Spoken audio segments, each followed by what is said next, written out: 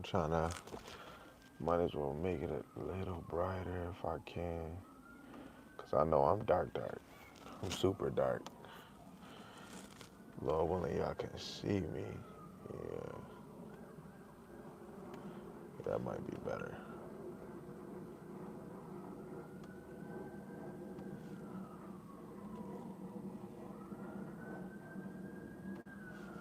All right. Yeah, y'all can see me. Y'all can see me.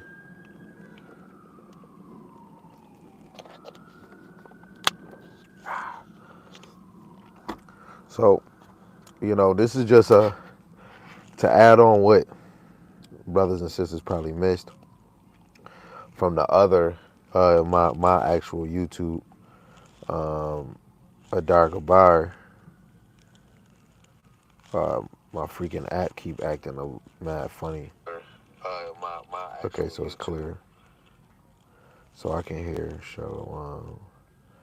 I can hear perfectly fine. Um, Let me get stuff.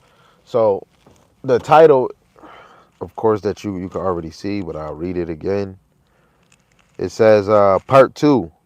Are you tired of servitude? And Lord willing, I'll even tap into what earlier what happened because my video wasn't even playing earlier when I had went over um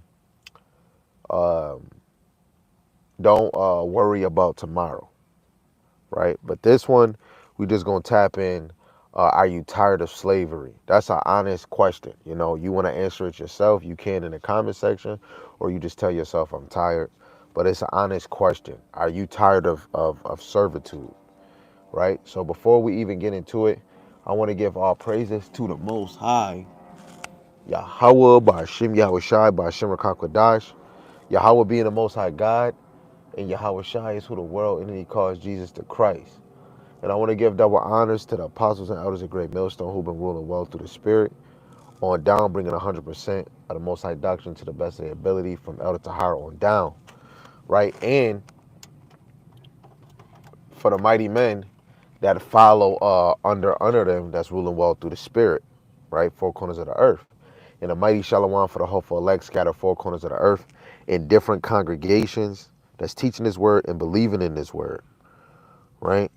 Lord willing, one day, we will all be teaching the same song, you know,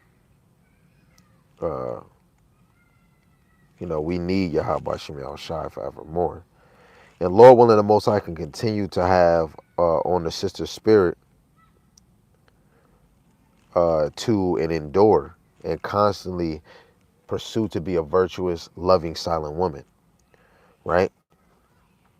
And Lord willing, the Most High have mercy on the other brothers and sisters that is not in the faith, right?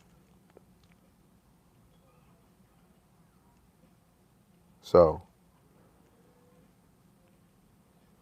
I'm gonna go back to where I was, and I don't think my other YouTube you got the adjust to where I was at.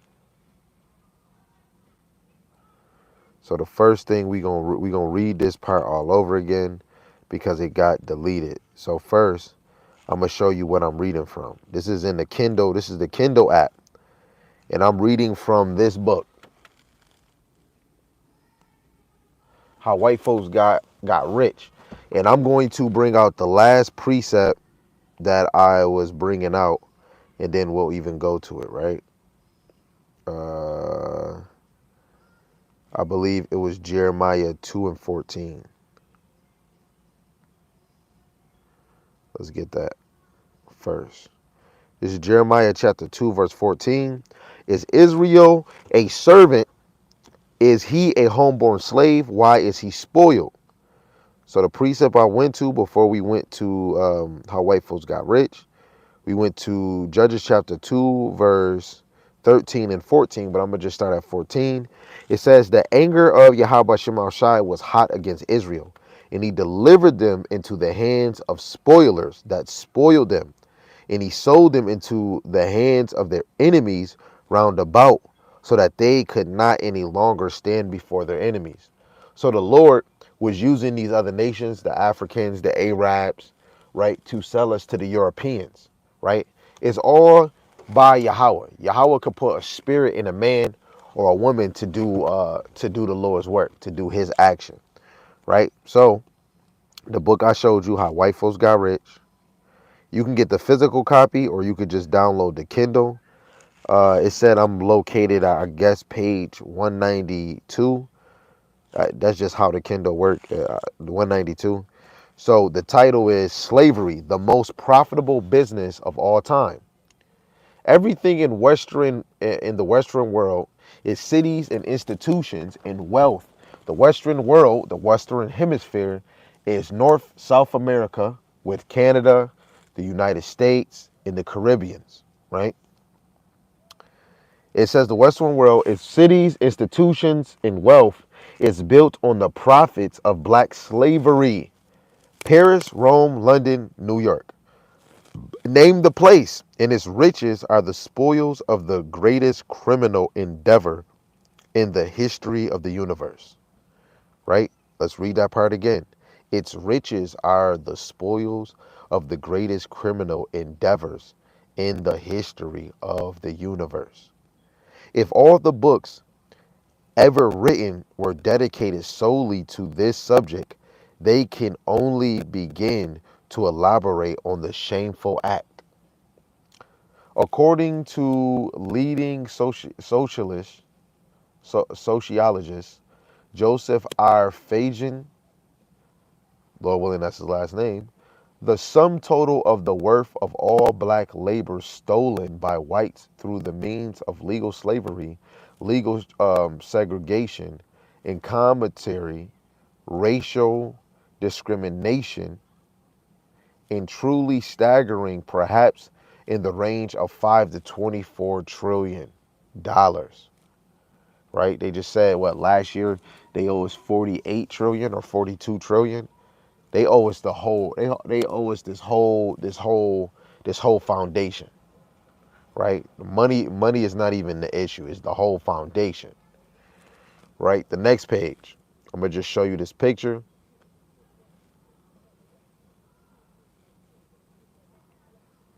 This is like private sales for slavery, for slaves. Well, let me put the brightness down low so y'all can see it better. This is a certificate of buying a slave, right? Back in the day. Valuable Engineers by Alonzo J. White will be sold at private sale. George, a prime young fellow, about 25 years of age, a first-rate engineer, capable of taking no, the words is messed up, taking to please, that word is, but he was a steam engineer, and pulling it up again. Isaac, a good carpenter. Several single Negroes in families applied above at my office. So they applied at I guess Alonzo J. White's office, right? And it says blacks were believed to be so essential to white advancement that whites built thousands of ships over hundreds of years. And we was here for a minute. It said sailed thousands of miles over treacherous oceans and instigated brutal African wars, captured and imprisoned the African people, brought them back. And when you say African, African is just a title. Scripture-wise, it is no such thing as an African in scriptures. There are Hamites who would be Hamites, and it would be Mazaram, which is the Egyptians, the Cushites, which would be the Ethiopians, the Philistines, the Canaanites, right? And Gabar. We could keep going, but it was no actual name for Africans, right? It's just a title, just like us being called Greeks or us being called Romans, right? It's just a title. So when they're calling us Africans,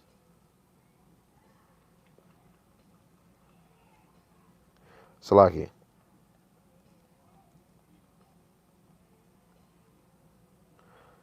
Salaki, y'all. Somebody gonna send me, just like this is what Sabak be saying too. Somebody gonna send me something while I'm over here going, and I sent them a video of this. You know what I'm saying? Because some people don't believe that you are in servitude, right? So saying it again, it said, blah, blah, blah, blah, blah, and it says, and sold them on the open market, enslaving them forever. These Africans were by no means savages, as has been advanced by historians, seeking to justify the retrocity. That's what it says. It says a close reading of the newspaper advertisements placed by American slave traders reveals that blacks were skilled craftsmen at the highest level.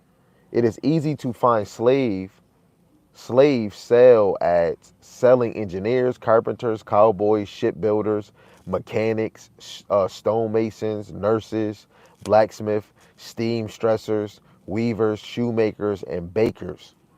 It was Israelites that were engineers on American soil before it was a freaking test tube monkey engineer, carpenters, cowboys, right? The natives, blacks, right? Like even natives as in even Latinos, the whole nation of Israel, we were cowboys before you got cowboy movies. Shipbuilders, we were that. Mechanics before all these other mechanics. Stonemasons, nurses, blacksmiths, right? Steam stressers, weavers, shoemakers, and bakers. Black slave laborers built America's infrastructure, including its buildings, roads, bridges, and railways. Black slaves built the President House and the Capitol in Washington, D.C. Black slaves built the mansions that graced southern plantations. Blacks built America just as they built the pyramids in Egypt. So let alone, even when they're talking about Judah, like blacks, African Americans, Haitians, and Jamaicans, I want you to know the Latinos and natives had a part in all of this too. So even if you're hearing about one set of people, sugar, like molasses, coffee, tea, tobacco, like basically getting cigars, cotton, um, a lot of accessories that's out here, and a lot of things that we occupy and use the day to day. All tribes of Israel had a hand in making these things, right? It says, just as they built the pyramids in Egypt, the 12 tribes were in Egypt and they built the pyramids. It says, and then gave civilization to the Europeans. Whatever might be credited to the white labor was nonetheless financed by profits from the cotton, sugar, tobacco crops, all made possible by African slave labor. And African, like I said, is just a title. So Israelites were called African because where did they take us from? The West African mountains, right? They didn't take Hamites and bring them here. They took Israelites that were calling themselves Hamites, just like what we did in the Grecians, just like we did in Rome, right? We cleave to their customs and them ways. That don't mean that we're not Israelites, but when you walk away from this, you become the product that you evolve yourself with, right? I'm gonna just quote certain things because these is what made servitude so great. This is what made America so great. This is what made the European nations so great. You have to be tired of servitude, right? But don't worry about tomorrow because scriptures is the ones that's going to comfort us and let us know what's going to happen to these wicked rulers. What's going to happen to wicked ass Jake, lazy, right? Clamorous, half naked women, right? Lazy Israelites, right? What the Lord is going to do to you, right? This is sugar to cotton to oil, right? Sugar was so advanced in a high level, just like how cotton was. And everything had a level. This had a level, that had a level, and now we're in a time of oil. Whites gotta have it. For 134 years between 1803 and 1937, Cotton was America's largest export, and this slave-grown staple was the single biggest driver of European expansion. Cotton was at the very foundation of American economy, Salaki. In turbo-fueled industrial growth worldwide, indeed, cotton was the world economy in its era. What oil is to the present, this is talking about right now, Western civilization was built on the sweat, blood, and tears of black African men, women, and children, let alone the Latinos and the natives, right? And a lot of people get adjusted and just think it was only niggas in slavery. Niggas that was doing sugar or tobacco. No, it was all the 12 tribes.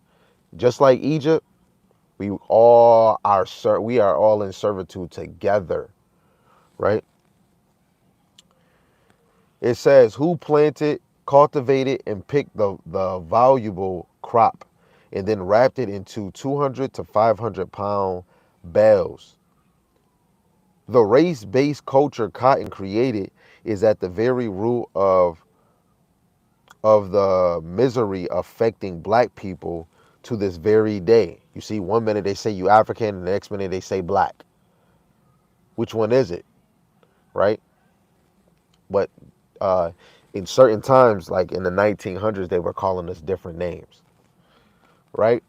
It even says right here, I'm gonna just show you. This is what we just read. They were putting them in, you know, that's all the cotton that they was putting in barrels and stuff, right? And when you go to certain warehouses, they'll tell you we want 30 before you clock out today. We need, like at the job, my brother's job, the position I have to put things in sealed envelopes. It's 200 a night. So I have to make 200 before I go home. Right? So that's my obligation. That's the objective, to get 200 a night.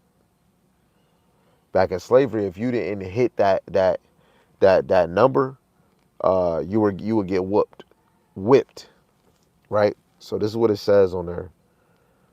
It says Jewish traders like the Whale brothers, Cotton Corporation grew wealthy on black slavery.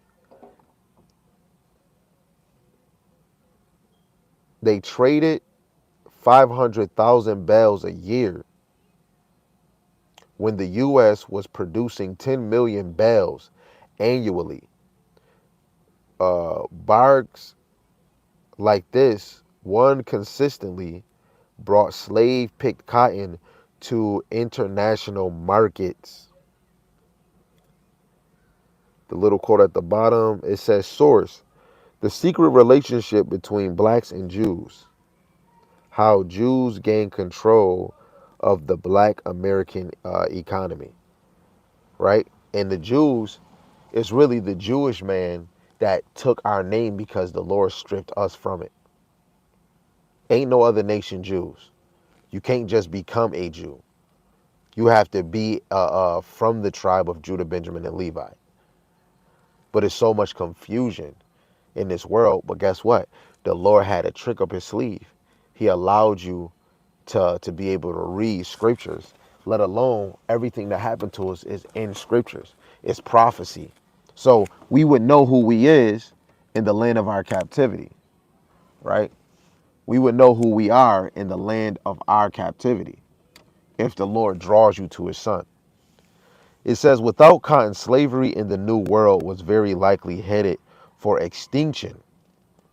Sugar had driven European expansion in the slave trade into the sugar-growing region of South America and the Caribbean.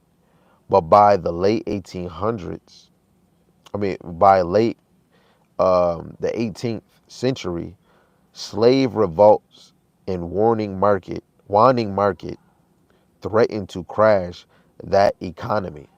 The invention of cotton gin in 1793, a machine that efficiently separated the seeds from the fiber, sped up cotton production 50-fold, instantly making it much more profitable and desirable.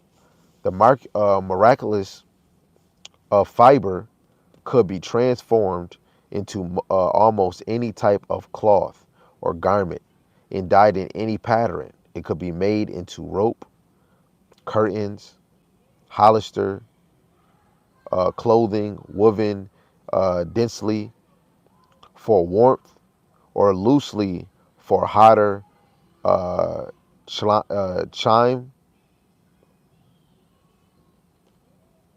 climbs, and it could even be made to mimic fine silks at a fraction of the cost. The whole world clamored to be reclothed in cotton, and that escalating demand put the black men and women on the auction block in increasing numbers, just as demand for sugar did generations before. One cannot overstate the value of cotton to white world prosperity, and correspondingly, cotton's direct connection to the destruction of black civilization. By 1840, cotton exports uh, were greater than all other exports combined. In America's 75,000 cotton plantations generated three-fourths of the world's cotton supply. At least 6 of every 10 Africans worked directly in cotton production. The others were largely engaged in growing food and building houses for use by the um, cotton slaves, constructing roads, bridges, and ports for cotton shipping and transport, intending the homes and families of cotton masters, cotton traders, cotton businessmen. Moreover, enslaved Africans represented 2/3 of a plantation family. Total wealth, with half of the remainder in the land they worked. A plantation family depended on the very labor of blacks to enslave for its total income, protection, and survival. A British economist calculated should any dire calamity, calamity befall the land of cotton, 1,000 of our merchant ships would not, would rot idly in dock. 10,000 mills must stop their business looms. 2 million mouths would starve for lack of food to feed them. France was said to be even more dependent on American cotton than Britain. This is a key point. It says the mega wealth of the Rothschild banking family was derived from cotton. The Lehman brothers in their investment banking house began as cotton traders in Alabama. Cotton was the motive for the development of a vast and expanding international web of finance, politics, transportation, and communication, a global network that relied entirely on the forced enslavement of a whole race of people, right? And that shows you that without us, the Rothschilds, the Rockefellers, the Lehmans wouldn't be rich, right? It just said that damn near for banks to even open up is because of cotton. It's because of slavery. Sugar, cotton, and oil.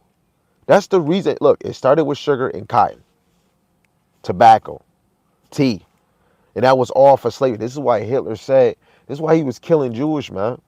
Even though he called himself a Jewish man too, he said that we were God's Jews, that they stole.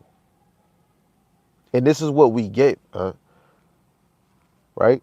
You reap what you sow. So with our forefathers, us as being our forefathers, we're reaping what we sowed in. So the Lord allowed lawless people to rule over us, and they became delicate, right? America became delicate. This is a pot of gold compared to all the other worlds. Even though they seem bankrupt and all that, this is the head of all heads of Esau, America.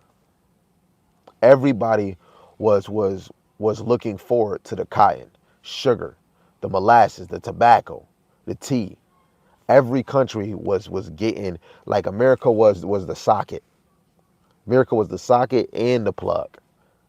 Distribution, right? And you gotta hate servitude. I just gave y'all some history. Let's get into some of these scriptures real quick, right?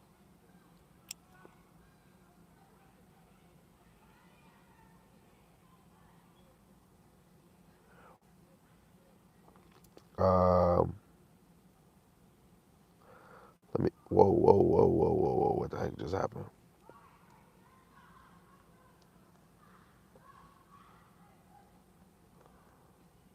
Something just moved where I was at. Okay, let me see. I think it's John 4:6.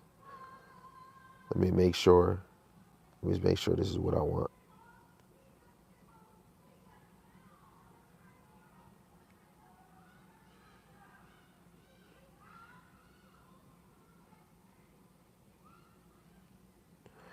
No, that's not it. Salaki, that's not the precept I wanted.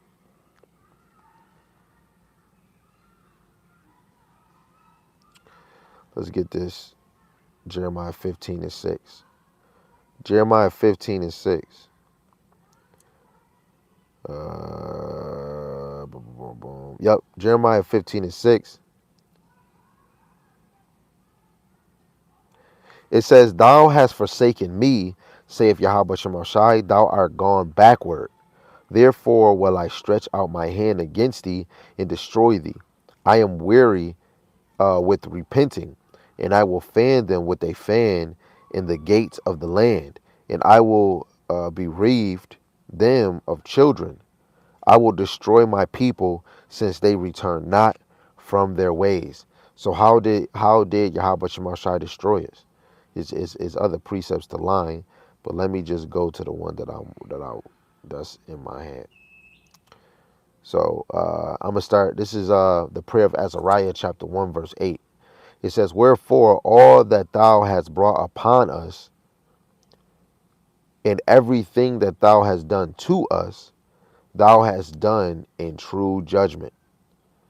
And thou didst deliver us into the hands of lawless enemies, most hateful forsakers of the Most High, into an unjust king, into the most wicked in all the world." So the Lord gave us to lawless enemies. So we're in servitude because of our actions by the hand of Yahweh Hashem Yahushai, right? Which I'm going to actually go to, dang, I had it right in my mind. What was I going to go to? He put us in servitude. Where was it? Where was I going? Where was I going? Dang, that precept left me so fast. Wow. Wow, where was I going to go?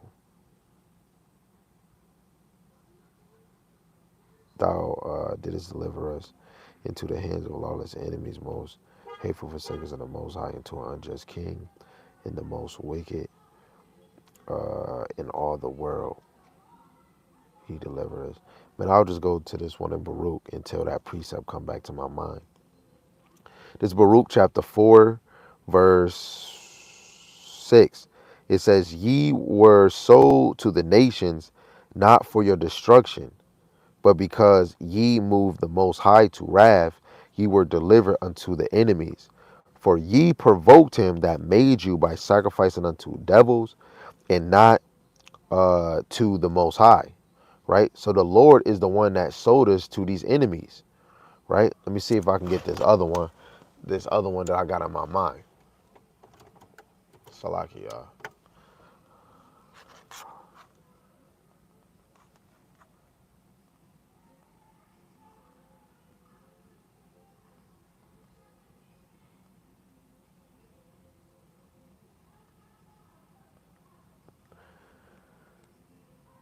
Let me see if this is the one I really wanted.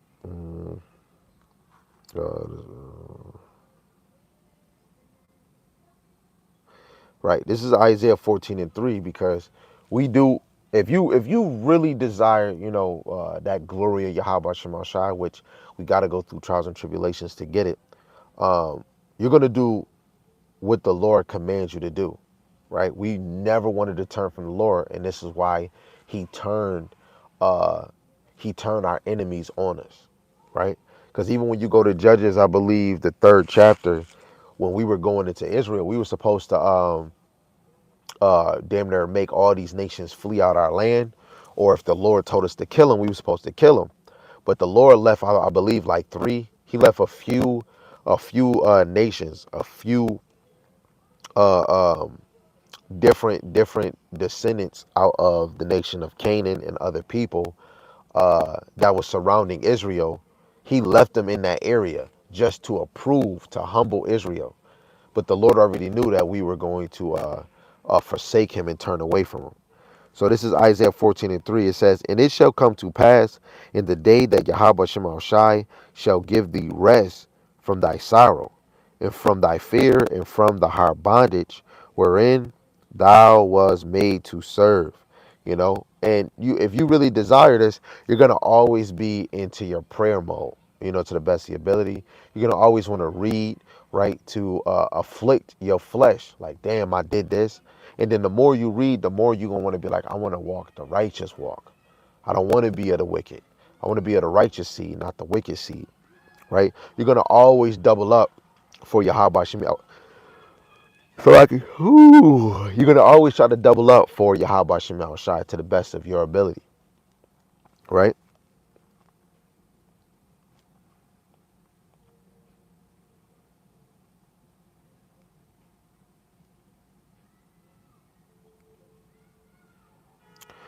Second Thessalonians chapter 3, verse 13, it says, but ye brethren, be not weary in well doing. So while we in this servitude, we can still do well doing, teaching the word, right? Uplifting a brother, right?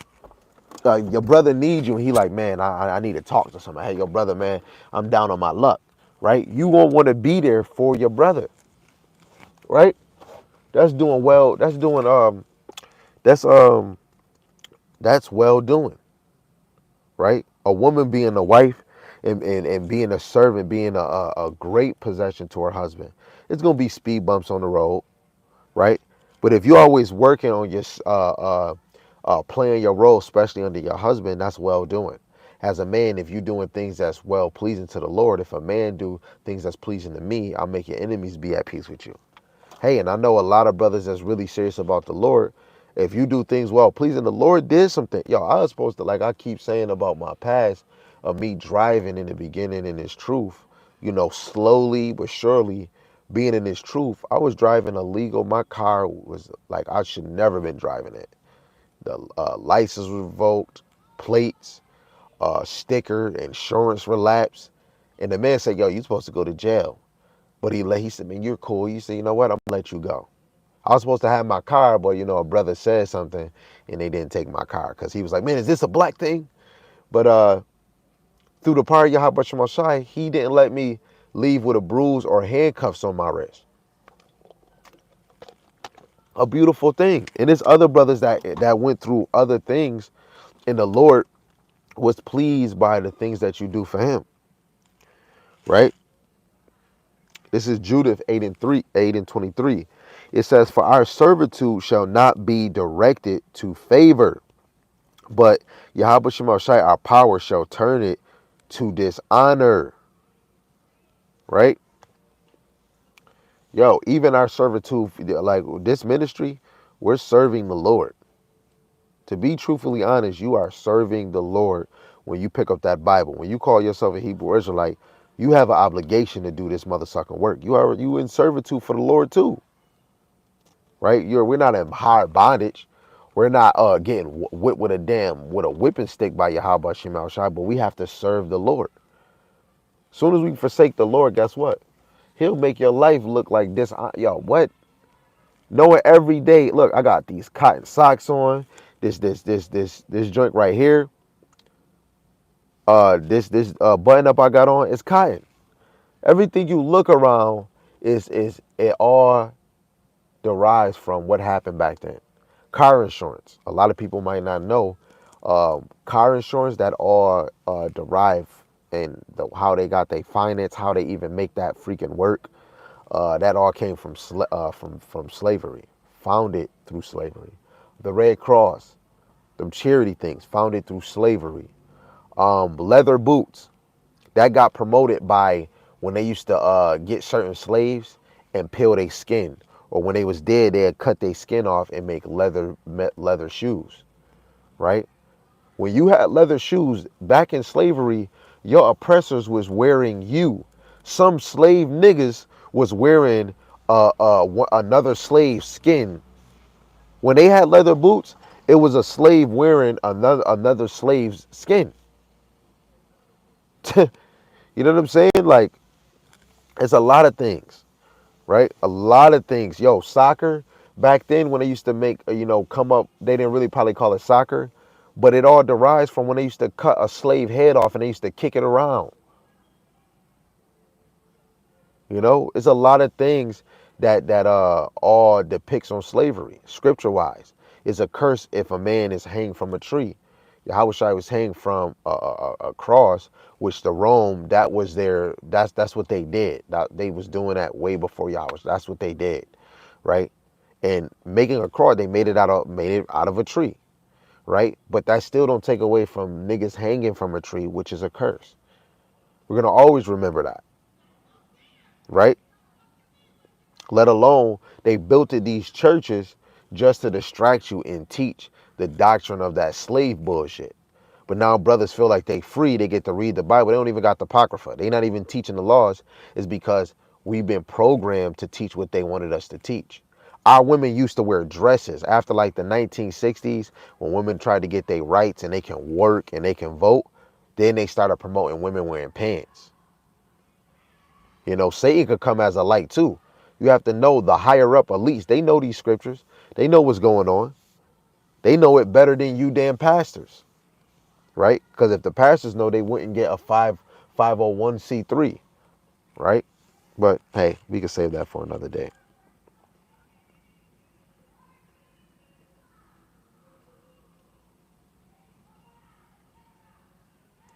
This is Isaiah 40:29.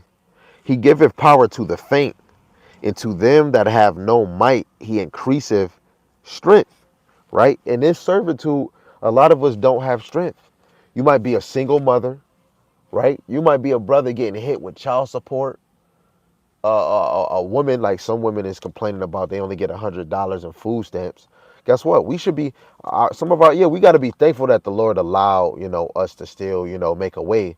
Because if women did not have downtown assistance, it would be a lot more deadbeat mothers than fathers. Let alone our community would be in more shambles. Because you still got niggas robbing each other, killing each other. Imagine no food stamps. Nobody will look out for each other. That's why when Jacob trouble come, the only ones that's going to be taken care of is the elect, right? The ones that the Lord sees fit. And it's going to be a spirit in a lot of people that's not the elect, and they're going to be looking for those people. Hey, and through the spirit, they might become elect, one of the 1/3, just off a straight fire belief, faith, right? But this is why we want to prepare spiritually and mentally for what's to come. Sitting on your ass complaining all damn day is not going to get the job done, baby. My brother. Right?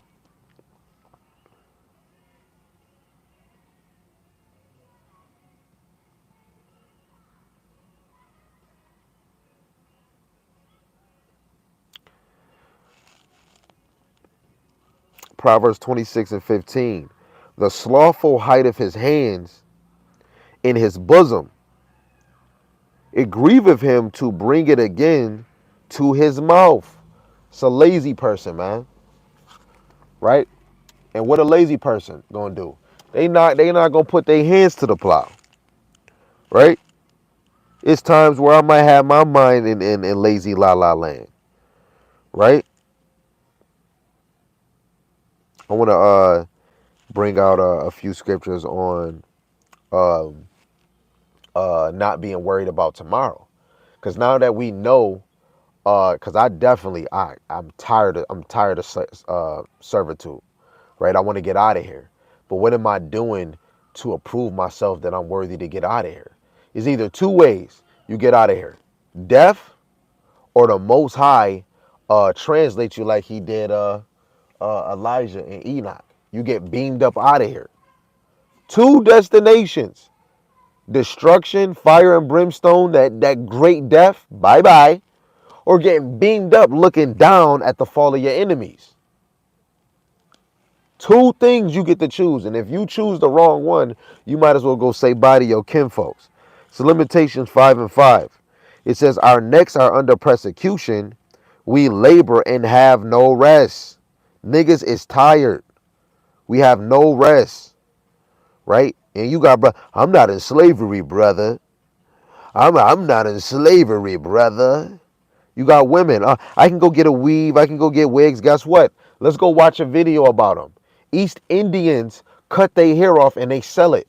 Let alone they pray to their God that, as a sacrifice, and that that it can bring money in. And you say it's Brazilian hair. Sorry, excuse me, little lady. That's not your hair. That's not none of our brothers and sisters' hair. Show me a whole group of brothers that donate their hair and they can keep distributing it in these hair stores. No. Go look it up on YouTube. Go look it on Google. Israel is a cash cow. You get money and you put it right back in the ante. Guess what? Let me create something else that these Israelites like. Let me create something else that these niggas like. Right?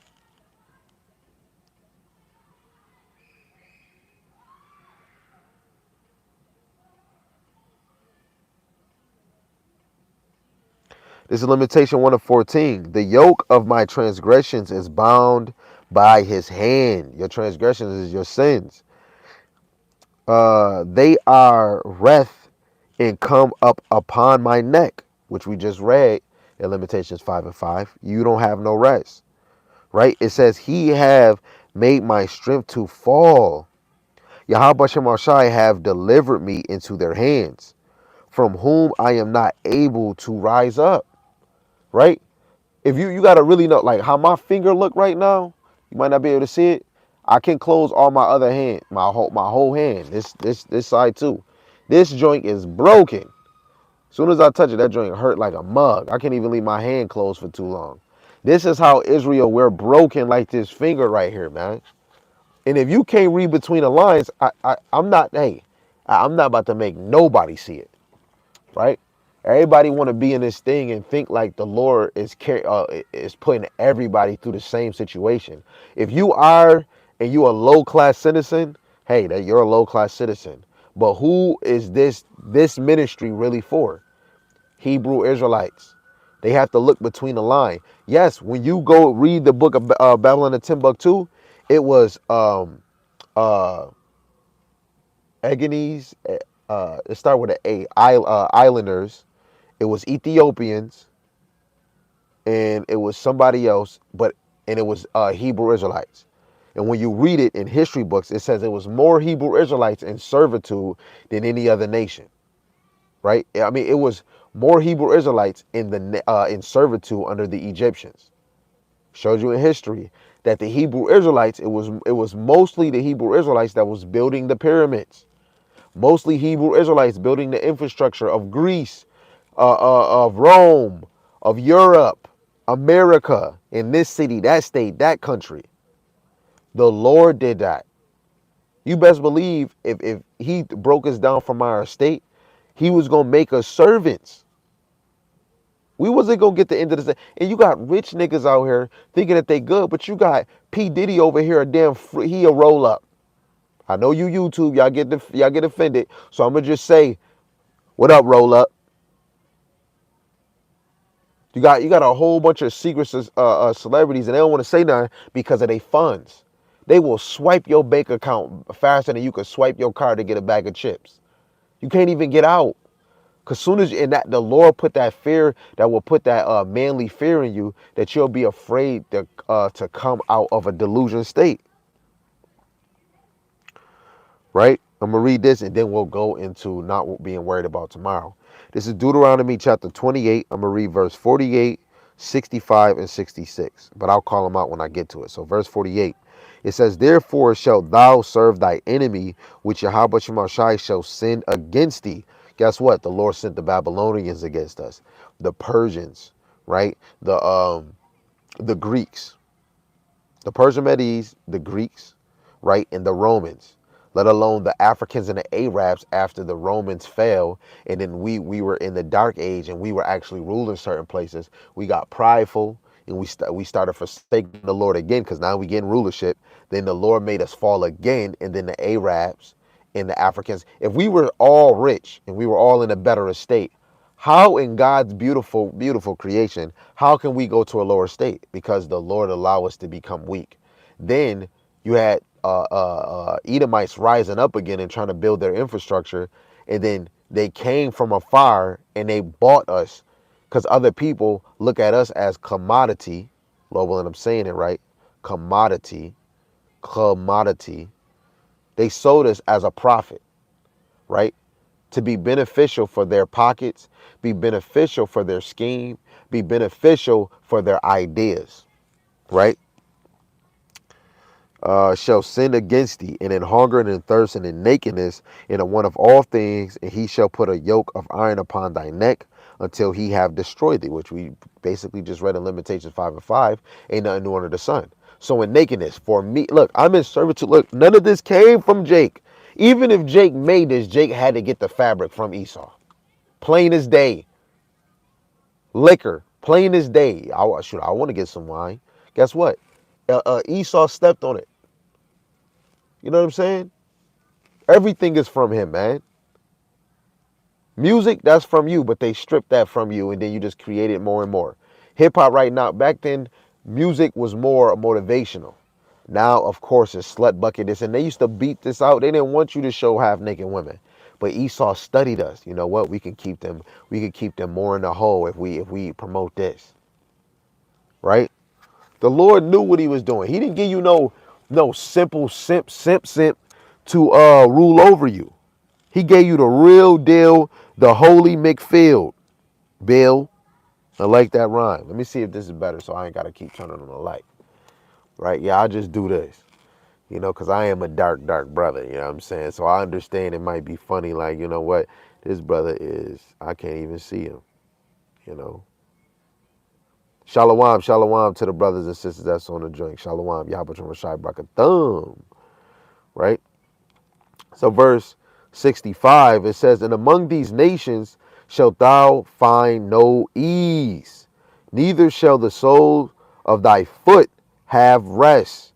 But Yahweh Shemashai shall give thee there a trembling heart, and failing of eyes, and sorrow of mind. That goes for brothers and sisters that's always worried about tomorrow, but not even planning for the future. You're not working for today so that you can be approved to make it. Every day you wake up another day, the Lord gave, that's a blessing to wake up another day. Because the Lord could have swiped you out. Right? A lot of us is lying. We trying to go, we trying to tax our brothers higher than what it is. Go read, I believe, Acts chapter 5. Look what Ananias did. Holding half his pay, Peter, because the spirit was in him. Yo, does this have to, guess what? He died after that conversation. And his wife knew what the heck he was doing because they were, talking amongst each other. And he said, hey, did you know this too? After their conversation, she died right there and then. We lucky the Lord allowed us to wake up. Right? We have no ease in this place. You gotta have insurance if you riding around, right? You somewhat gotta have a license, right? If you somewhat got a business, you gotta even sign that under so they can get taxes. It's so much stuff we gotta do. Look, you could be in school, and if you don't get a high school diploma, it's gonna be hard for you to get hired. They did left trigger squares on brothers to make sure, in order if you want to work, you're gonna do what I want you to do. We do more what Esau wants us to do more than what the Lord wants us to do. Verse 66, it says, in thy life shall hang in doubt before thee, and thou shalt fear day and night, and have none assurance of thy life. Right? You're going to hang in doubt Man, I can't do this. Now, sometimes through the spirit, I'm doubting myself in a humble way. But when we say doubt, like, man, I don't think I'm gonna pay rent. Oh, I don't think I'm gonna get a girl. Like, we be thinking about worldly bullshit, but we don't never want to yield to the Lord. This is why we go through the things that we go through. We don't have no assurance in the Most High, Yahweh Shem Yahushai. But he's already there. Yahweh Shem Yahushai paved the way for you mother suckers, right? Um,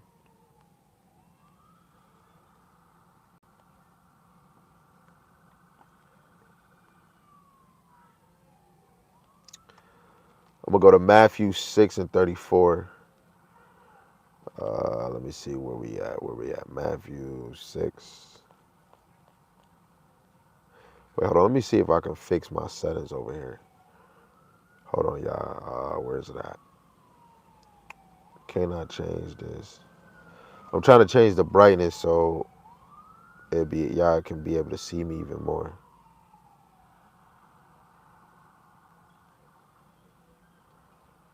Low light. Oh man.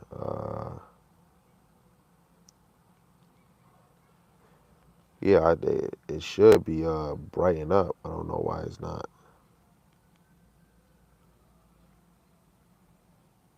There we go. Okay, we back. We back, y'all. I gotta make sure y'all can see me. You know what I'm saying? Don't laugh. So, like we said, don't worry about tomorrow, right? This is Matthew chapter 6, verse 34. It says, "Take therefore no thought for tomorrow, for the morrow shall take thought for the things of itself. Sufficient, not the day, sufficient unto the day is the evil thereof." Right? So you shouldn't have no worry on what tomorrow is going to bring. Right? And I understand your rent. I understand my divorce. I understand this work. Right? All that attention and all that worry.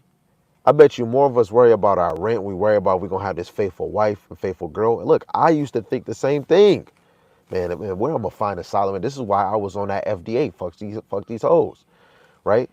But at the end of the day, I had to put my eyes on the Lord, and the Lord gave me a gift. You know, a diamond in the rough. Then the Lord allowed I to come, right? The Lord allowed my children to be in my life. What if the Lord gave me a virgin like we all desire, a virgin, no kids? But then I really see, you know, the Lord allowed me to be around motivation. Having kids make you want to go harder. I don't care what age they is, right? And this servitude have us so worried that a lot of us don't even want to be a mother or a father, right? A lot of us just want to be a weed head. A lot of us either, oh man, I'm about to be a stripper, right? I can't wait till the economy drop where you can't even use a dollar. What these strippers gonna do? What you gonna do? Right? This is Joshua 11 verse 6, but let me see if we can get some.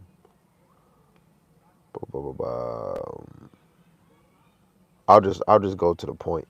Verse 6. It says, "And Yahweh Shai said unto Joshua, Be not afraid because of them, for tomorrow, about this time will I deliver them up, all slain before Israel. Thou shalt hold their horses and burn their chariots with fire." Right? So he was telling Joshua, man, don't be afraid, man. I'm gonna deliver them to you. And this is going into the defeat of Jabin's alliance, right? So the Lord said, man, don't worry, man. Don't worry. I'm gonna deliver them to you. So right now, guess what? All these enemies is going to fall. All we have to do is keep our foot on the gas, right?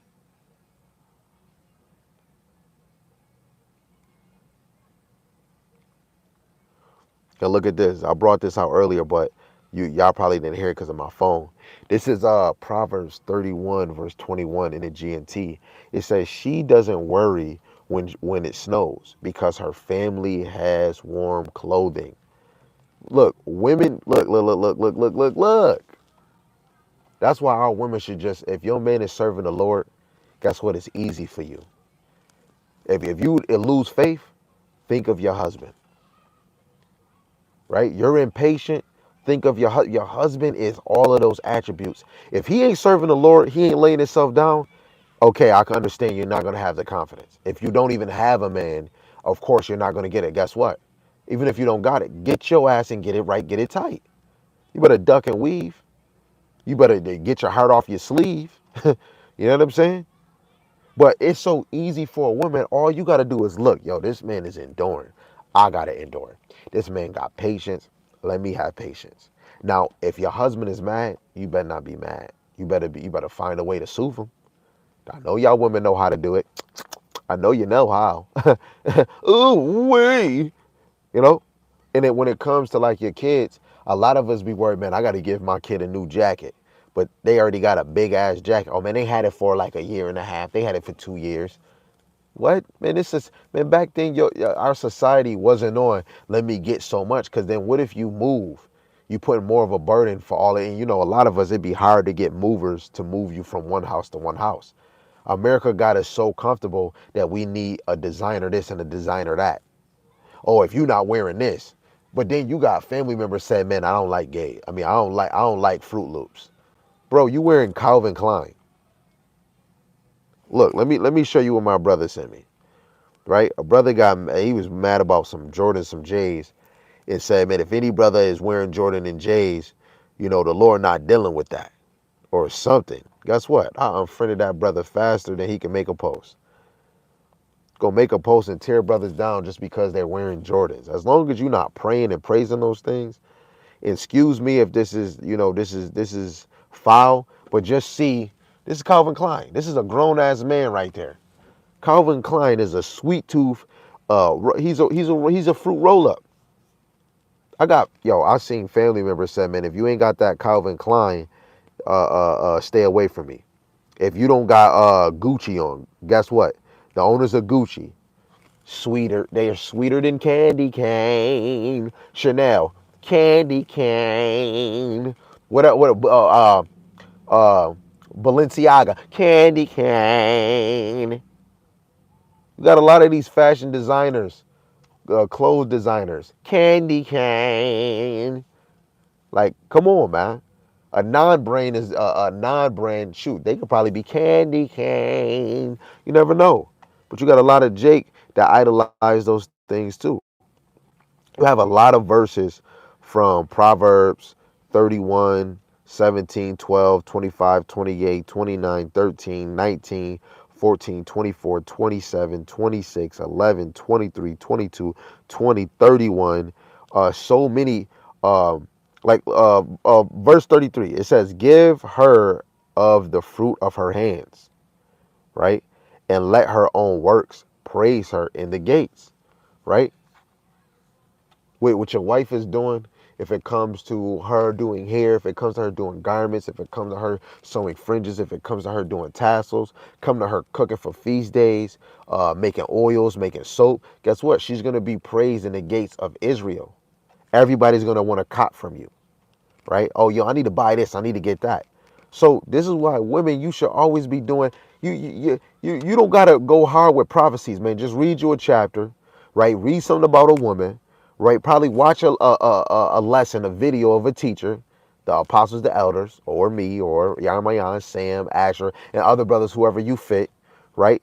And then, you know, give your kids a little run in a few scriptures, give them the understanding, comfort them, nourish them, and keep it moving. Be a wife. Make sure the house and the kids is fed. If your husband don't want nothing, then he good. Just make sure he got what he need, and then keep it moving. Just make sure he at peace. You know what I'm saying? If he needs something, you there. I'll be there. You know what I'm saying? That's fine. Your job is easy, make peasy, but it is hard. You got to be a mother. You got to clean. You got to cook. You got to please. Guess what? Even if you tired, you want to have one eye open, because what if that man ready to get it on tonight? You got to make sure that he's stress free, right? Because soon as he walk out the house, he's a target. When he in the house, he's a target. Get on social media, you a target. So right now, what it says in what Lot wife, she looked back, because she was walking. Oh yeah, I believe. Oh, there. And next thing you know, when the Lord said, I'm gonna do this, He ain't about to destroy that. And then she looked back. Your wife can be fire right now and let Jacob trouble come. She will fold. She will crumble. You know, like when you eat food and you use a napkin, then you crumble it up. Your wife, some brothers' wives that's really serious. How about Shim Yahweh or saying Yeshua and Yahweh? She's going to crumble, right? Always teach and promote in your house. Double your faith, not your worries. Double your faith, not your. Don't be faint heart. Double your faith. Do not lack on. Double your faith. Do not lack on consistency. Romans chapter 8 verse 37. It says, "Nay, in all these things we are more than conquerors through Him that loved us." Right. So we can conquer this servitude. I'm still enslaved, but guess what I get to do? Call halal Yahweh Ba'ashim Yahushai. Right? Look, can't nothing get past. Can't nothing get past Yahweh Ba'ashim Yahushai. Let me get this. Let me get this verse real quick. Let me get this verse for y'all real quick. You know, I don't want to be stingy, and I already know y'all know it. I know the true understanders know what this verse is. Baruch 3:8. It says, "Behold, we are yet this day in our captivity, where thou hast scattered us, for a reproach and a curse, and to be subject to payment according to all the iniquities of our fathers, which departed from Yahweh Shemashai power." We know we gotta pay. You know you're gonna need a phone. You know you want the internet. You know you want a house, so you're gonna need to pay the gas bill. You want a car, you gotta pay the. We know these things, right? Stress over if you didn't read, stress over if you didn't watch a video, stress over if you didn't do enough for the Lord. And when it's not that you stress in the same way in the world, you're gonna be a doer. The Lord don't want you stress. You gotta be a doer anytime. Man, I didn't read. Okay, go read. If you're not gonna do it, if you're too tired to do it today, make sure you do it tomorrow. Right? Oh, I didn't pray yet. Oh, you got every day, all day to pray. Right? Either just call his name, face the east. Right? Let's see. Limitations 5 and 7. Um, uh, Servants have ruled over us. You know, let me just get that. Let me just get it. Let me just get it, man. Let me just get it, man.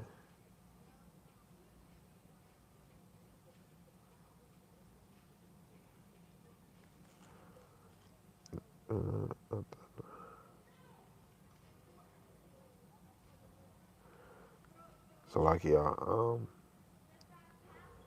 where we at? Limitations.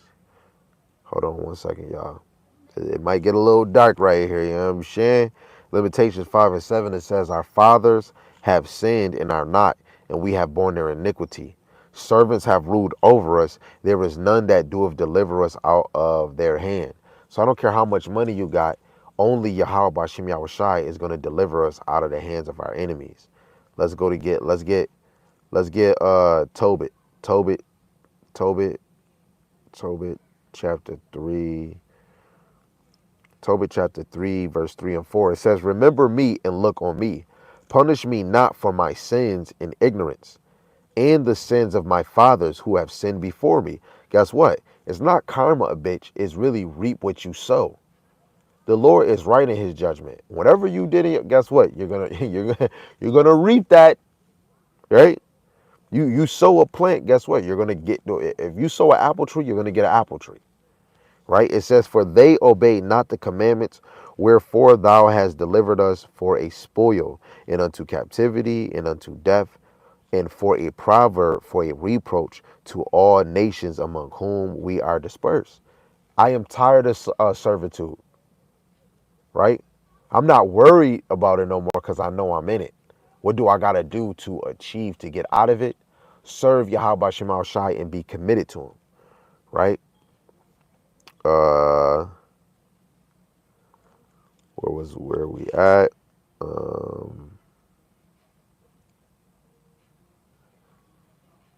Let's see. Salaki.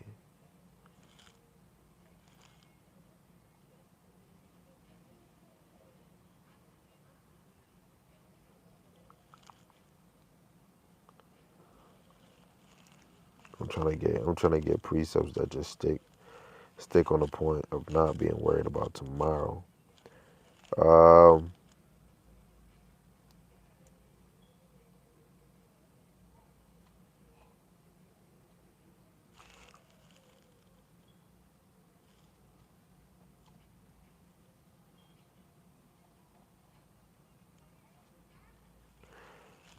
man, I don't want to bring that same precept out. Um, excuse me, so Salaki, Salaki. You know what I'm saying? Forgive me for that. Right? It says this is First Timothy 6:18. It says that they do good, that they be rich in good works, ready to distribute, willing to communicate. Right? It's not about the rich physical, but it's about the rich in good works. The works that the Lord gave us the blueprint, which is right in front of us. Right? If you got a phone, you can get it right now. Right?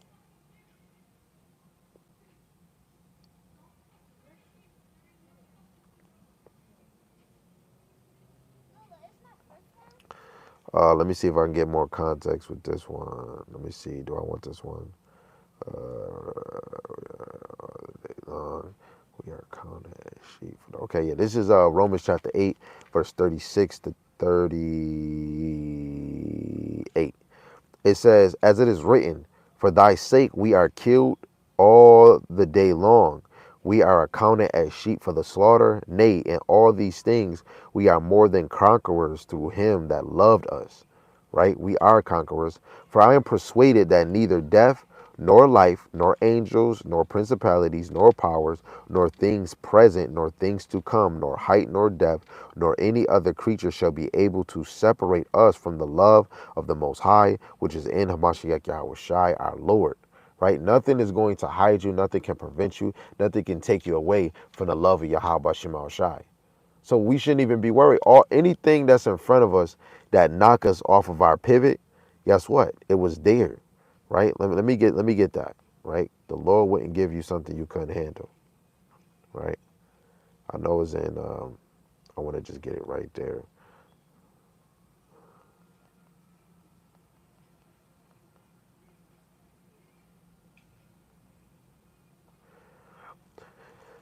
First Corinthians chapter 10, verse 13. It says, "There have no temptation taken you, but such as is common to man. But the Most High is faithful, who will not suffer you to be tempted above that ye are able, but will with the temptation also make a way to escape, that ye may be able to bear it." The Lord will not put something on you that you can't. I'm going to read that again. First Corinthians chapter 10, verse 13. "There have no temptation taken you but such as is common to man. But the Most High is faithful, who will not suffer you to be tempted above that ye are able, but will with the temptation also make a way to escape, that ye may be able to bear it."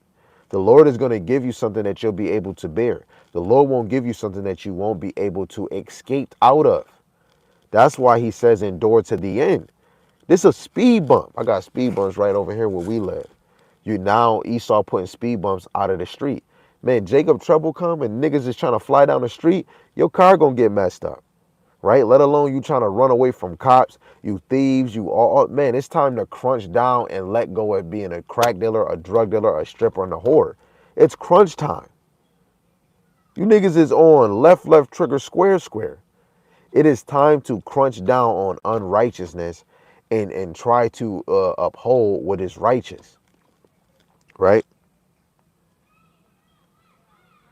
So that's making me want to go. That's making me want to go into that right now too. This is Matthew chapter 6, verse 30. "Wherefore, if the Most High so clothe the grass of the field, which today is and tomorrow is cast into the oven, shall he not much more clothe you, O ye little of faith?" The Lord is gonna clothe us, right? Why the hell should we be worried? Right? And I understand you want to know what really makes you worried? That dumb flesh. It's the dumb flesh, man. The flesh is so weak, man. You'll be ready to man, brothers be ready to throw the towel in like you playing like you boxing, right? Man, yo, man, we overcame crack, we overcame heroin, we overcame meth. We about to overcome all of this, man. Right?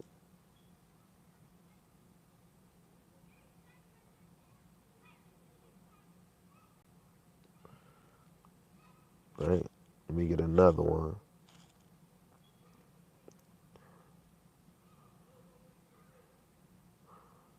Let me see. Did anybody drop a preset?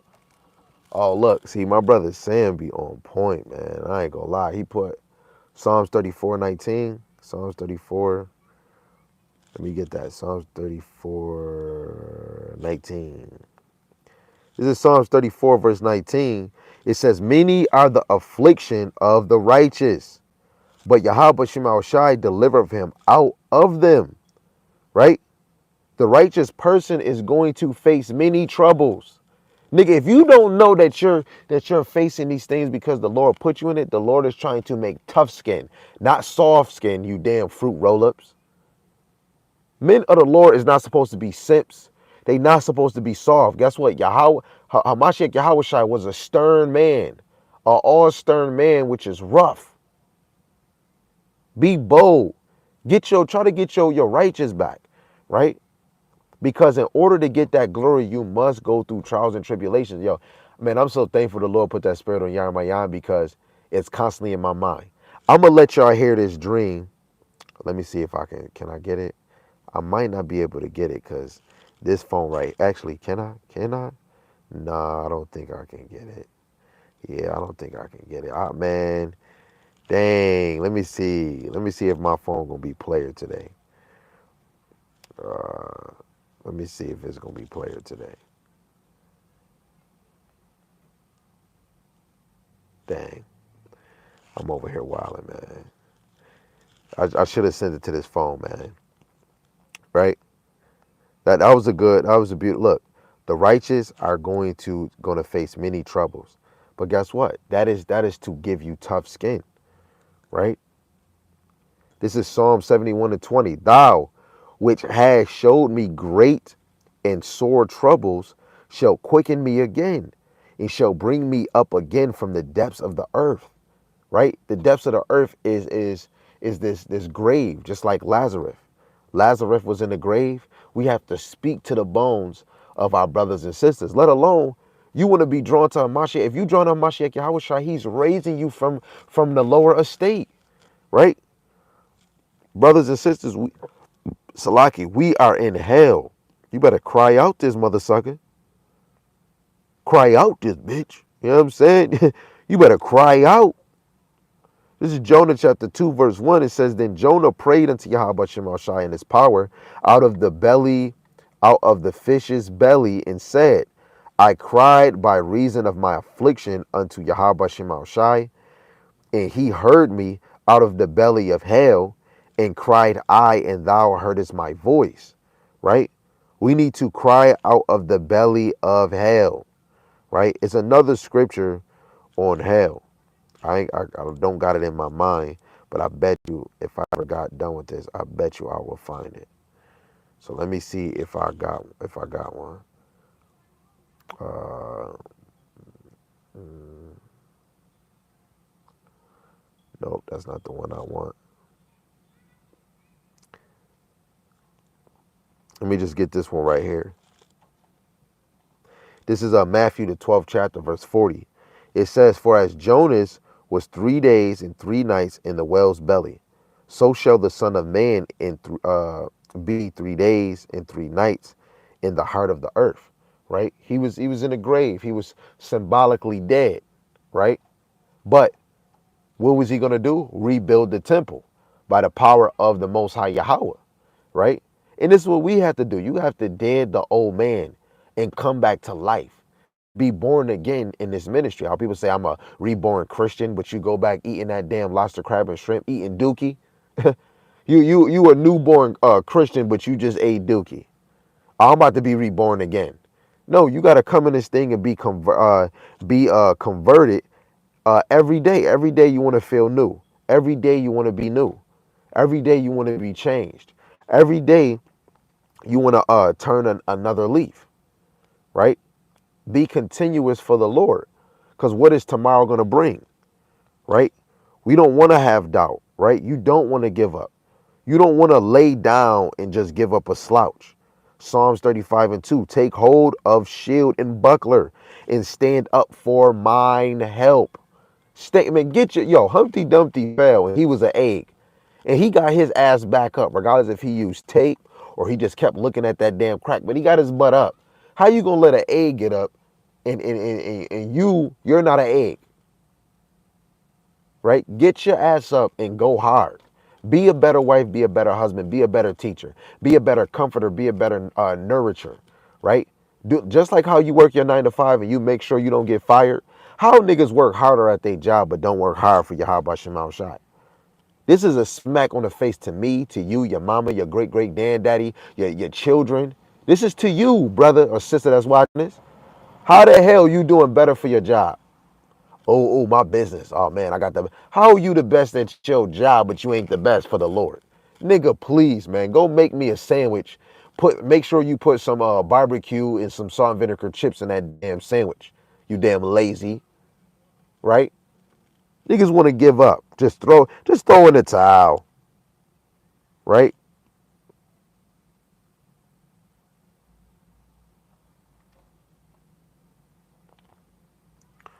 Right. Let me get more scriptures. Um, this is Wisdom of Solomon 4:20. It says, "When they cast up the accounts of their sins, they shall come with fear, and their own iniquities shall convince them to their face." And that goes with Second Ezra, the 16th chapter, where it says, "Your sins will be your accusers." Right? And watch, in Jacob trouble, sins will be our accusers. Right? Sins will be our accusers. This is why we need the discipline of Yahweh Shema Shai. Wisdom of Solomon 6:16 in Apocrypha. It says, "For the very true beginning of her is the desire of discipline, and the care of discipline is love." Right? Right? The true beginning of her desire, the true beginning of her is the desire of discipline. To give up, you don't have no discipline. Worrying about tomorrow, you have no discipline. Because if you was worried about tomorrow, things that you don't, guess what? You would lean on Yahweh Shem Yahushai. He's supposed to be your comfort. Let me see if my brother put, oh shoot, my brother put Psalms 34:19 in the NLT. It says, "The righteous person face many troubles, but Yahweh Shem Yahushai comes to the rescue each time." Woo-hoo-hoo-hoo. Right? In the GNT, it says, "And the Lord saves them from them all," right? The Lord is going to always help you every time. There's not one time when the Lord failed. He took you out of Egypt, took you out of in the book of Judges, where you went through 6 to 7 different captivities. He took you out of those.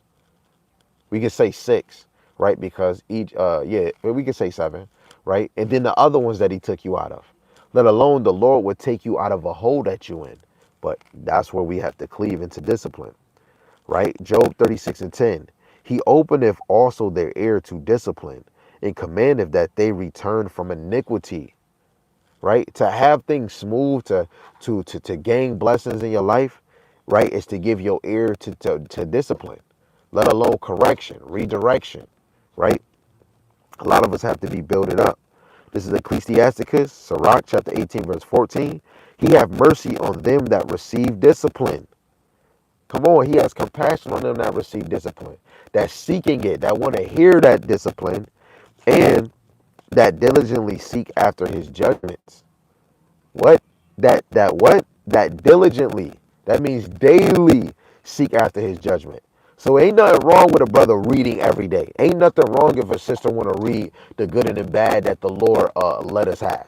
There's nothing wrong with that, because guess what? It's going to make tough skin. Right? What they say, you a pussy. Pussy cat. Right?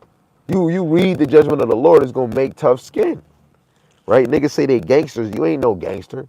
Yahweh Shai is the true gangster. Esau is a gangster on the left-hand side. a wicked, slimy gangster, right? Sirach again, Ecclesiasticus 32:14. Whoso feareth Yahweh Shemashai will receive his discipline, and they that seek him early shall find favor. Right? You got to be on it like hot cakes with no syrup on it. Get up early. Your kids get up early. Mom, I'm hungry. Can I get cereal? You want to be early, hurrying up. Yahweh Shemashai. Yahweh Shemashai, Brakati Yahweh, Brakati Yahweh. Right? Brakati Yahweh Shai, Brakati Yahweh, Brakati Yahweh Shai. Shoot, you might even get in that book and read. You might be like, man, you know what? I'm about to do an intermediate fast. I might do a whole 24-hour fast. I might do a fruit fast. You know what? I want to praise the Lord. I want to sing and dance like David. Right? Every day you want to be continuous with Yahweh Shem Yahweh Shai. Right? You want to yield your mind to Yahweh Shem Yahweh Shai. Hebrews 12:7. If ye endure chastening, the Most High dealeth with you as with sons. For what son is he whom the Father chasteth not? A mother-sucking bastard. If ye, but if ye be without chastisement, whereof all are partakers, then are ye bastards and not sons? You a bastard if you're not getting chastised. Half you niggas don't even know you getting chastised. Then you want to give up. I want to give up. I can't handle it. I need a blunt now. You have brothers that really left this truth and said, look, you brothers can drink, you know what I'm saying? But guess what? Whenever you stress it, you can smoke you a blunt. Go roll you up a blunt. Man, you gave up, nigga. You gave up. The brother Sam dropped Psalms 37 verse 25. It says, I have been young and now am old, yet have I not seen the righteous forsaken, nor his seed begging bread. Right? The righteous who he's gonna protect is they gonna always be good. Right? The righteous is gonna always be good, man. Right? Let's see the steps of the righteous. Right? Psalms 37 and 31. The law of his power is in his heart, is in his mind. None of his steps shall slide. You ain't gonna do the electric slide if you pursuing to always be righteous. You're working on your righteous. You're doubling up on your righteous. You're gonna be like, slide some oil to me. That oil is that wisdom, knowledge, and understanding of Yahweh Shem Yahweh Shai. Right? Isaiah 26:6. The foot shall tread it down, even the feet of the poor in the steps of the needy. Right? Proverbs 16:9. A man's heart deviseth his ways, but Yahweh Shemashai directeth his steps. So if a man is always going by what this is my opinion, this is my thought. Guess what? Your heart is going to devise your ways. But the righteous man, guess what? The Lord is going to direct his steps. Even the wicked. You want to be wicked? The Lord is going to bring wicked people, wicked bullshit your way. You're going to get hit way different than a man that's pursuing to be righteous. A man that is pursuing to be righteous, his affliction is to make him more humble, to make him have more faith, to make him be more patient, to make him more persistent, to be more consistent. But the ones that want to be a wicked seed, yours is to your doom. Right? Psalms 85 verse 13. Righteousness shall go before him. It shall set us in the way of his steps. This is why Matthew 5 and 6. If you hunger and thirst for righteousness, you shall be filled. So we have to be hungry for righteousness. Hungry every day. You know what's even more what's righteousness? When you read it, when you want to hear the word, right? Blessed is he that readeth. The brother brought out another precept. This is James chapter 5 verse 16. It says, so then confess your sins one to another and pray for one another, so that you will be healed. The prayer of a good person has a powerful effect. That's the G&T, right?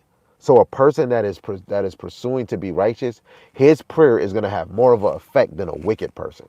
Because that's why the Lord is not hearing a sinner. He's not hearing the prayers of a sinner. But if you are righteous, don't ever think, oh man, he's taking too long hearing my prayers. Guess what? The Lord is never early The Lord is never early and he's never late.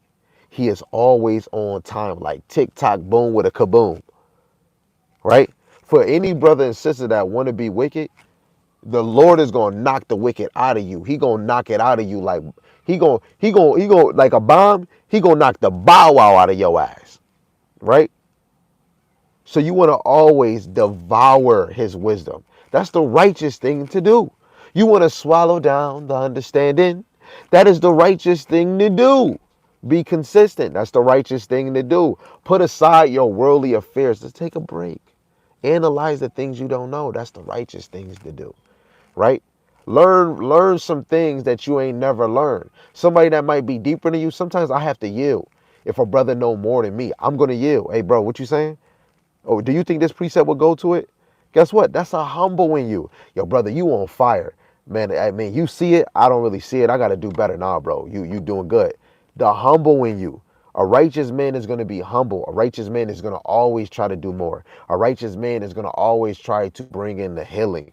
A righteous man is going to always try to bring the comfort. If a brother don't feel like doing a lesson, a man that's always trying to be righteous or put righteousness around him and be like, bro, do a video. Bro, man, bro, I see you excited for this. Bro, do a video. Man, bro, I'm going through this, man. These women, man. Bro, do a video. You want to talk about scriptures?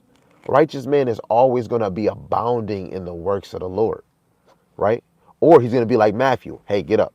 Come follow me. He's going to be like Simeon or James and John. Hey, come follow me. Through the spirit, a righteous man is going to go. I'll be there. The Lord, yo, you might be asleep and you just wake up. Man, I think I got to do a lesson. The joint work, it hit like clockwork. Clockwork. Lessons come to your mind. It's like clockwork, right? Let me get it. Hey, I might have to stop this live because man, the motion and the potion is coming out. This is Matthew chapter 10, verse 41. It says, he that receiveth a prophet in the name of a prophet. Let me say it again. He that receiveth a prophet in the name of a prophet shall receive a prophet's reward. And he that receiveth a righteous man in the name of a righteous man shall receive a righteous man reward. This is why I'm not going to have doubt for the people in my household, because if they accept me and they're cleaving somewhat, even though sometimes you might have problems in your household, even the brothers you labor with, if they're receiving your word, receiving your judgment, however it is, they through the spirit, they're going to receive a righteous reward. But if we lazy, we slack, we always making excuses, you're going to get a lazy reward. Guess what? That goes back. You reap what you sow. Jeepers creepers, man. We keep reaping what we sow. Lord, please, I don't want to reap no more. The real men of the Lord, they going to keep sowing. It's not a day, man. It's never a dull day with the men of the Lord. Never a dull day. You could be watching something like, yo, babe, sometimes you might be around people that don't care about the word and you ready to say, man, yo, man, you want to bring it out, but you don't want to.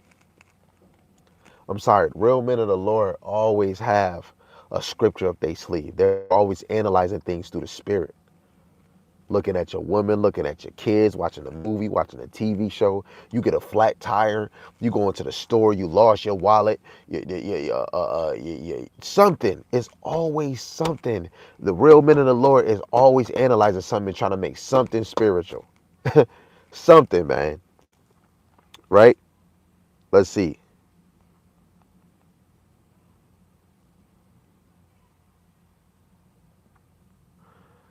Right? I'm going to get there because I kept saying a righteous man, right?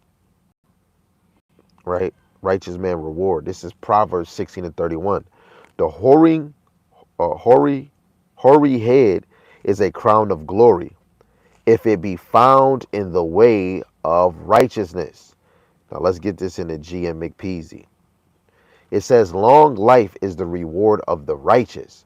Gray hair is a glorious crown. Oh man, please, Lord, don't play with me. Let me get that gray hair, man. I need him. I think I should have never seen that. Now I want a beard so bad, but now I want gray hair, man. Let me get that back one more time. Let's run that back one good time. This is Proverbs 16 in the GNT, verse 31. It says, long life is the reward of the righteous. Now, some of us don't even make it past 20, 21, 25. I made it to 32. All praises. Thank you, Yahweh Shema Shai. But I need more years, right? He says, gray hair is a glorious crown. So when I see brothers with one piece of hair, I'm not going to lie. Lord, I'm praying for that spirit, right? Because let alone Apostle Gabar, man, Apostle Gabar from Great Mill GMS. This man got gray hair. That joint is so fire. I need him. That I ain't gonna lie. That thing got me too amped, man. That one scripture right there got me amped. That one scripture just got me amped. This is Isaiah 5:23, which justify the wicked for reward and take away the righteousness of the righteous from him, right? Which come on, let's smack it. But but but for just a bribe, you let the guilty go free, and you keep the innocent from getting justice, right? And the innocent would be the righteous, right?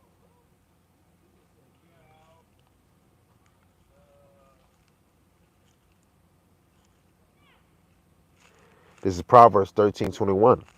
Evil pursueth sinners, but to the righteous good shall be repaid.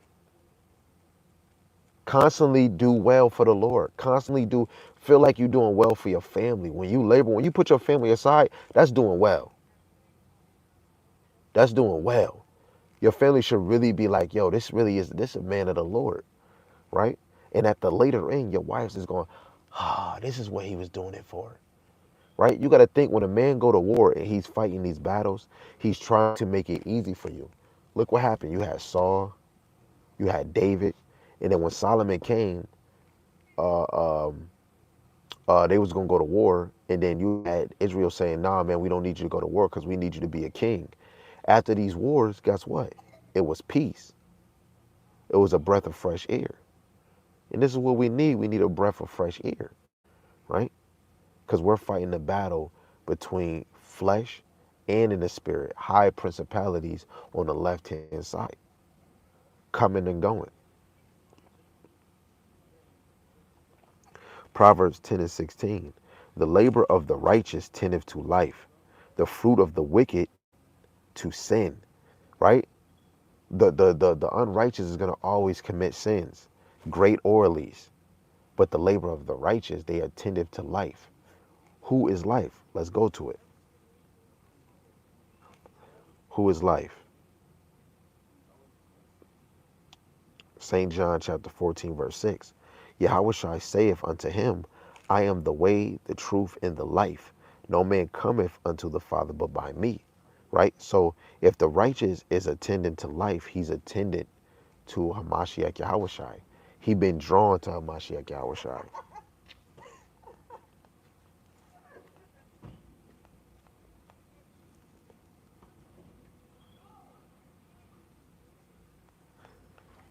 St. John 6:44 says, no man can come to me except the Father which have sent me draw him, and I will raise him up at the last days. A lot of these people see me teaching, and none of them cleaving to the Lord, because if they did, they would be drawn to the men that's actually teaching this ministry, being sincere.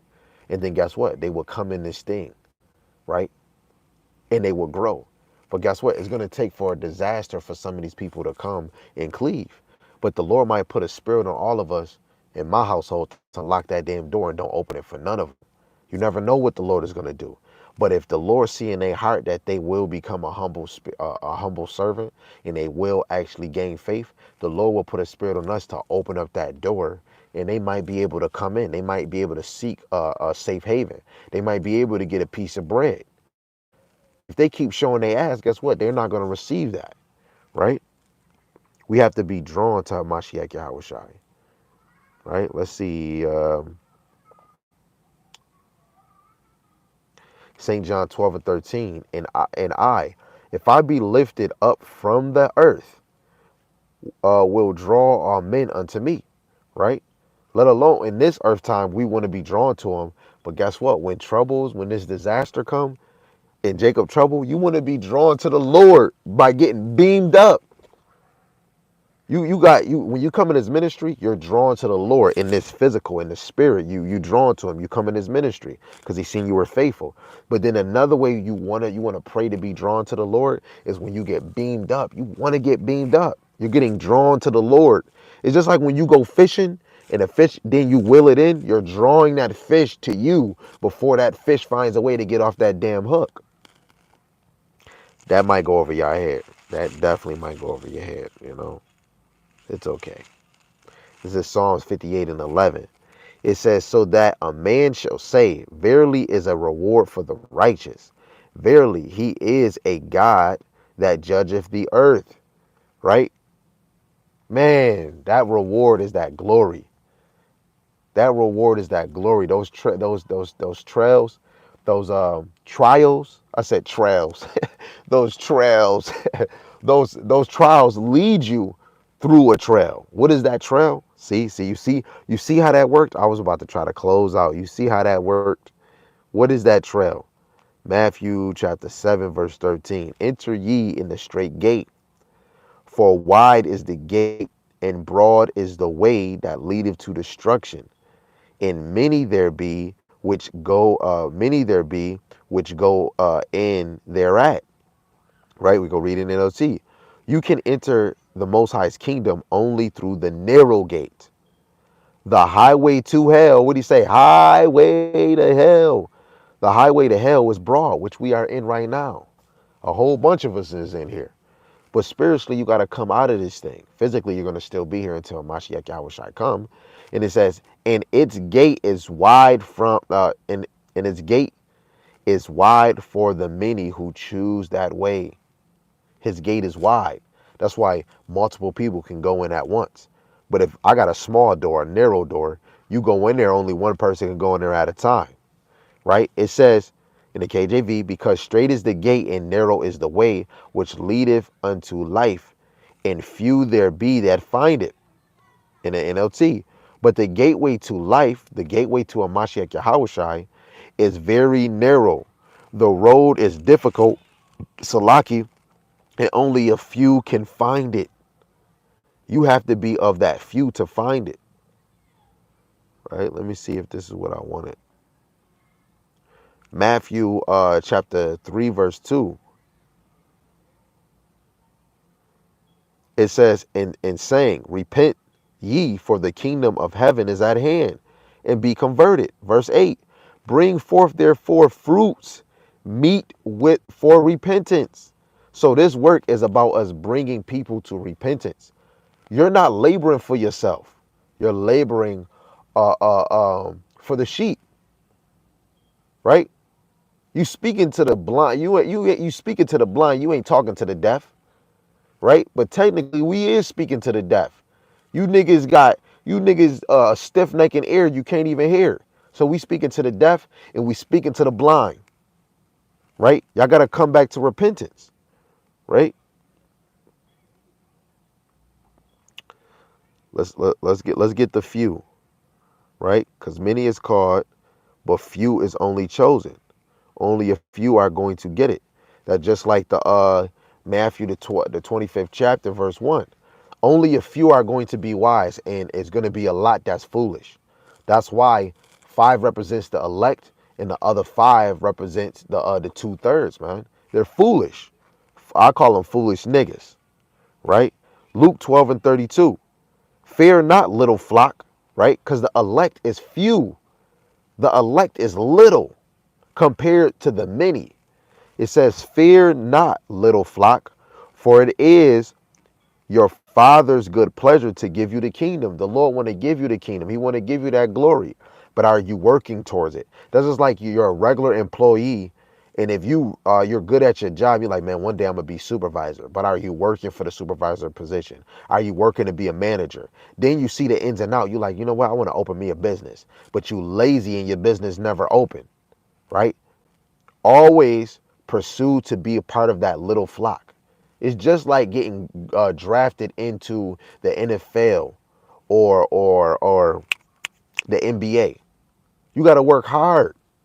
Don't be lazy. You get lazy, guess what? You're gonna be in the D League, or you might not even make shit. You just gonna be a YouTuber playing in the street. But you know, people that's playing ball, they making money. I ain't gonna lie. Even if they didn't make it in the NBA, they making money because of them views and people sharing, ding, ding, ding, ding, ding. But everybody got their goal to get in the NBA. But you work hard on your craft. The righteous need to work hard to win the approval of Hamashiach Yahushai, of Yahweh Shem Yahushai, right? And that's why, you know, like Romans say in chapter 2, be not conformed to the world, but be renewed, right? Be renewing of your mind. You have to renew your mind, update it, upgrade it. Let me upgrade you. You always got to upgrade your membrane, your medulla, right? So, Lord willing, that was edifying, but let me just get this precept, you know, one of my favorite precepts. I know y'all might not know it. Y'all don't know it. Y'all don't know it. Y'all don't know. You know what I'm saying? Y'all don't know. You know what I'm saying? Let me get it. Let me get it. Let me get it. This right here is Sirach 4:28. It says, strive for the truth until death, and Yahweh Shema Shai shall fight for thee. Right? So if you're tired of your servitude, strive for the truth. If you have in doubt, strive for the truth. If you want to give up, strive for the truth. Right? Till death. If you didn't die yet, strive, mother sucker. Right? You worried about tomorrow. Strive for the truth. Till death. Strive for the Lord. The Lord is the one that created tomorrow, next week, years later. The Lord control that. So why don't you talk to him? Work. Oh, I've been talking to him, he didn't answer because you ain't making moves. How can a person say they a dancer and they not dancing? You niggas is not dancing for the Lord. Oh man, I can't dance, but I be singing. Nigga, you ain't singing. You just speaking shabba dabba ding dong, some feel good. Confess your faults to the Lord. Be serious. Be sincere. You got family. If you say it's about the Lord and you ain't showing it, you don't care about your family. I'm being honest. You want your family to get in the kingdom, put them aside and show them this is what we got to do. Show them the dedication. If your family love you, they going to follow suit. When you in school and they say, let's walk in the foul line, everybody's walking. You know, the teacher, hey, get back in line. School, they make you want to follow you. You got to walk a straight line. In the army, left. If you mess that up, they going to say, drop and give me 100 push-ups. Right? So if you want to get that kingdom, fall in line and follow suit. Be a reflection from the oldest to the youngest. Now we know the babies, it's going to be hard for the babies. They still in goo goo gaga land. But the more that you move, the more that your kid, it be easy, the more it's going to be easy for your kids to follow suit. This was edifying to the hopeful elect, whoever you may be. I'm going to say, call Allah Yahweh by Hashem Yahushai by Hashem Rakakodash. Yahweh being the most high God, and Yahweh Shai is who the world ignorantly calls Jesus the Christ. Kodash, not Kodash, Rakah is spirit, and Kodash is holy, right? And for the apostles and the elders that be bringing forth 100% the most high doctrine to the best of their ability, teach his word, believe in his word, from Adar to heart on down, for the mighty men that's underneath their movement. Lord willing, you continue to endure and sing that beautiful song. And Lord willing, for the hopeful elect scattered four corners of the earth, whoever you may be in and out these congregations, Lord willing, you can continue to endure, teach his word and believe in his word, but Lord willing, the most high touch it up and allow you to teach the same song. Till next time, Lord willing, the most high have mercy on the other brothers and sisters that's not in the faith. But with that, Yahweh speed, Kwame Yashtarella Shalom, death to America and death to Esau, not on our time, not on their time, but his time, because he's never early, never late. He is always on time. Stop tricking yourself from the ministry of the Lord, but treat yourself to the gospel of the Lord, because it's the good news of the kingdom. And if you're not getting prepared for the kingdom, you might as well act like a Christian and think about left behind. Because while you waiting, the only thing coming for you, coming back to get you, is a nuke. And that mother sucker don't got your name on it, right? It's gonna just say 2/3 on it, and the rest of men and women that's gonna be in this land, right? Till next time, Shalom.